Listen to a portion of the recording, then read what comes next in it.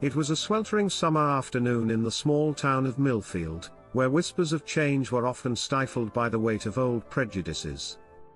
The sun bore down mercilessly, as if trying to melt the divide that stubbornly persisted among its people.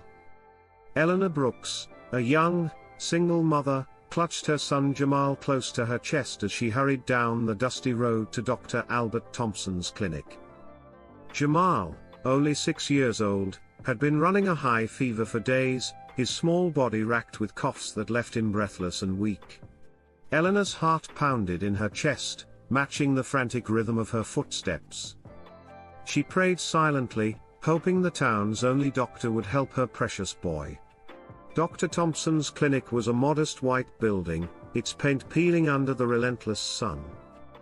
Eleanor's arrival was marked by a clang of the bell as she pushed open the door, her eyes scanning the waiting room where a few patients sat, their faces marked by various shades of discomfort. She approached the receptionist, a stern woman with graying hair and a permanent scowl. "Please, my son is very sick," Eleanor pleaded, her voice trembling. "I need Dr. Thompson to see him right away." The receptionist looked up, her eyes narrowing slightly. "Do you have an appointment?" "No, but it's an emergency," Eleanor replied, her desperation palpable. "He has a high fever and he's been coughing terribly." Moments later, Dr. Thompson emerged from his office, his white coat pristine, and his expression unreadable. Dr. Thompson was a tall man in his early 50s, with sharp features and an air of authority that commanded respect. He looked at Eleanor and Jamal, his gaze lingering on their intertwined hands. Without a word, he turned to the receptionist. "Why are they here without an appointment?" he asked, his tone cold and dismissive. "Doctor, please," Eleanor implored, stepping forward. "My son is very ill. He needs your help." Dr. Thompson's eyes flickered with something unreadable, but he shook his head. "I'm sorry, but I cannot see him today. You'll have to come back with an appointment." Eleanor's heart sank. "But he's really sick. Can't you make an exception? Please, doctor, I'm begging you." Dr. Thompson's face hardened. "I'm afraid that's not possible. You need to follow the proper procedures." Tears welled up in Eleanor's eyes as she held Jamal closer, feeling the heat radiating from his tiny body. "But what about the Hippocratic Oath? You're supposed to help people, to save lives." The doctor shifted uncomfortably, but his resolve remained firm. "I'm sorry, but there's nothing I can do." With a heavy heart, Eleanor turned and left the clinic, her hope dashed against the unyielding wall of prejudice. She walked down the street, her mind racing with thoughts of what to do next. There was another doctor in the neighboring town, but it was miles away, and she had no means of transportation. As she wandered aimlessly, lost in despair, a familiar voice called out to her. "Eleanor. What's wrong?" She turned to see Mr. Jameson, the town's kind-hearted pharmacist, approaching with concern etched on his face. "It's Jamal," she explained, her voice breaking. "He's very sick, and Dr. Thompson refused to see him." Mr. Jameson's eyes widened in disbelief. "Refused to see him? That's outrageous. Come with me. Let's get Jamal to my car. I'll take you to Dr. Harris in Riverton. He's a good man. He'll help you." With renewed hope, Eleanor followed Mr. Jameson to his car, carefully settling Jamal in the back seat. The drive to Riverton was a blur of worry and anticipation, but knowing there was someone willing to help made the journey bearable. Dr. Harris welcomed them with open arms, his gentle demeanor a stark contrast to Dr. Thompson's cold indifference. He examined Jamal thoroughly, diagnosing him with a severe respiratory infection.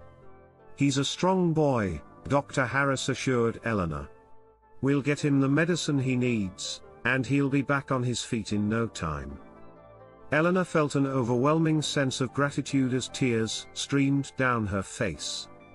"Thank you, Dr. Harris. Thank you so much."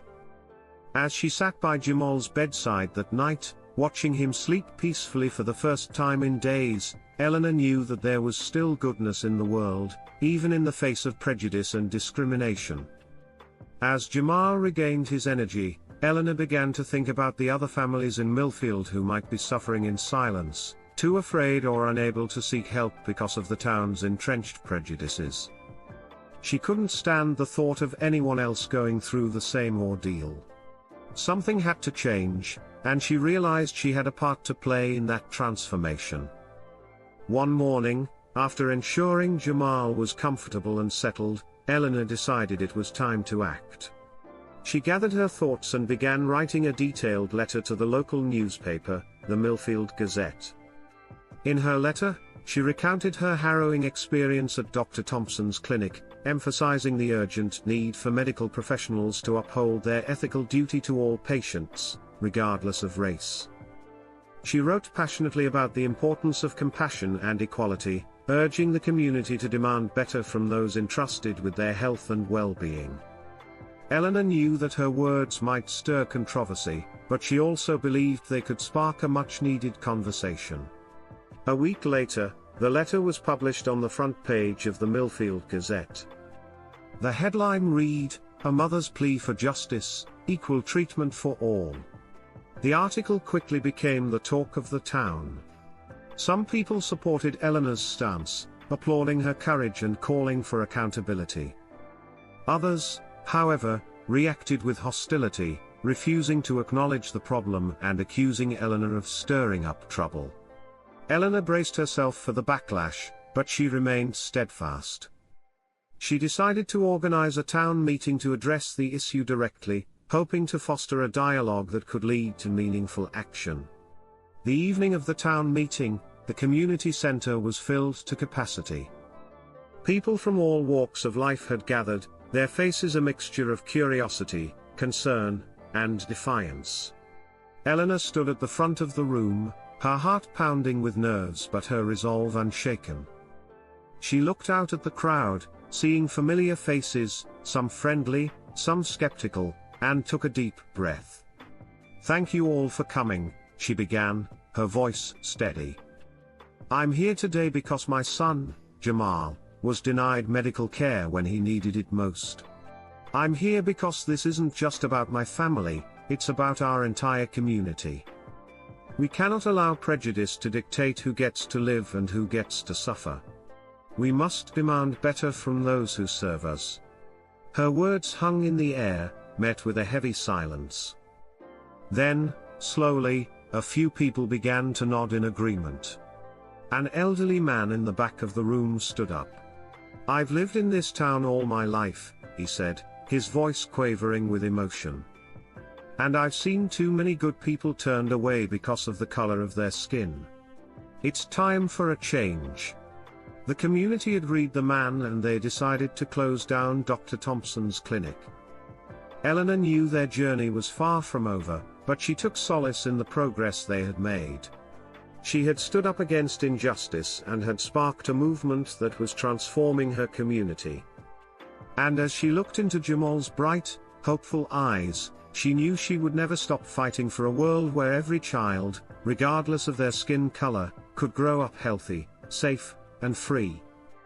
In the end, it wasn't just about one doctor or one clinic, it was about changing hearts and minds, creating a legacy of love and equality that would endure for generations to come. Eleanor and Jamal, along with their newfound allies, had proven that even in the face of adversity, the strength of the human spirit could triumph over hate, leading the way to a better, more just world for all.